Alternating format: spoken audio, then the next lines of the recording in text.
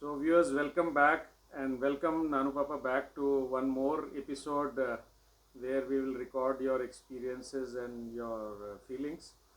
Uh, your lifetime is almost covering half a century, and out of which 40 years you have given to the banking, and it has been long since you have left the banks, and you have seen the past scenario, what was banking all about, and how it is, how the banking sector is moving ahead. Is it able to take the challenges of the future? How do you compare? We would like to know from you. The banking scenario has drastically changed, dramatically changed, and the basic change has been brought about by computerization. And but it has not been properly conceived and implemented, and it's still continuing in the. It is a misconception that computer can eliminate the personnel. No, personnel have to be there to attend to the customer. Only thing is that laborious jobs involved uh, can be handled by computer. But instead of that, still the personal contact has to have to be maintained by the persons, and it's painful to know that in the name of the computer, the staff is being reduced. Instead of increasing the efficiency in assigning them more jobs and supervising those and controlling those, it is being left to everybody. And frankly, let me say uh, bluntly rather, it's not frankly, it's bluntly, everybody has abandoned their duties of supervision, because according to me, in banking, anything has to be managed. If it was automatic, then there are persons are not needed. And if it has to be managed, it has to be managed by the persons. And my concept of management is entirely different. That by delegation and application of machinery, it can be achieved. But delegation by delegation, a delegation of a job or assignment without supervision is abandonment. Delegation of any assignment or any duty to computer or personnel with supervision is management. So this is not being supervised, and people have started thinking that we are superfluous. So unless we remove them totally, still for contacting people, for discussing their problems, for understanding the problems and giving a feedback to the computer, uh, a person is needed, and for that purpose people have not been properly trained. Number one. This, you asked in the beginning what is difference between the scenario. Second is, in my days, I would say, now I come to personal thing, but in olden days, let us put it like that, not very old, about, as you have said, 40 years of my service and 20 years after retirement. In those days, early days means 40, 50, no, 60s, 70s, the early days of my entering the in 60s 70s there was no political information intervention or interference, but now the political interference pressures are brought about to people on people, and people feel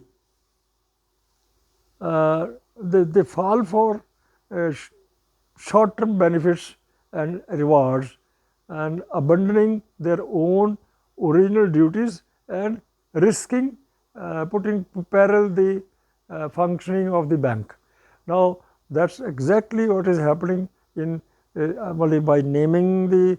I will not like to enter the political sphere by putting a pressure to give loan to a particular person who doesn't deserve.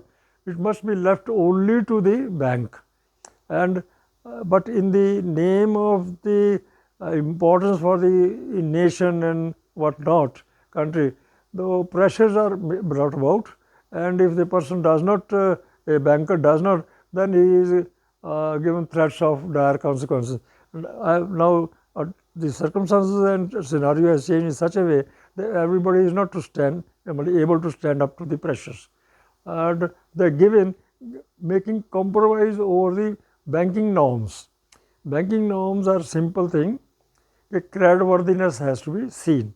Creditworthiness is the person capable of using the money taken from the bank for the purpose he has taken, and is he capable of returning it. These two things are not kept in view. The only thing is the person having some contact, or is the person able to help me in my career development. So these small time benefits are playing havoc with the individuals as well as the institutions and the banks. And let me say, of late the banks are going from bad to worse. And there used to be a term, window dressing. So they say only tampering with the balance sheet figures and presenting only those things which appeal to the public who are not knowing what is banking, and tampering the figures and presenting we are fed on whatever the data is made available by the banks, and which is let me put a bad word, censored by the vested interests. Vested interest is also vested interest is the top management, vested interest is the political leadership, and vested interests are the industries concerned who want irregular facilities for which they are unworthy of availing. And that's why neither the industry is functioning properly nor the banks are functioning properly. The only risk is that banks depositors' money is at peril. And in a lighter vein, after having retired from the banking, so sometimes I jocularly ask, is my pension safe, or that also will be written off and the banks will close down.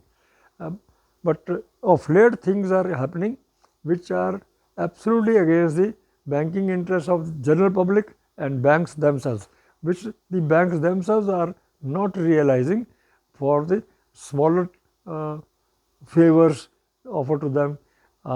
The glaring examples are there. Retired chairmen are being appointed on the boards of the big defaulter organizations who owe thousands of crores.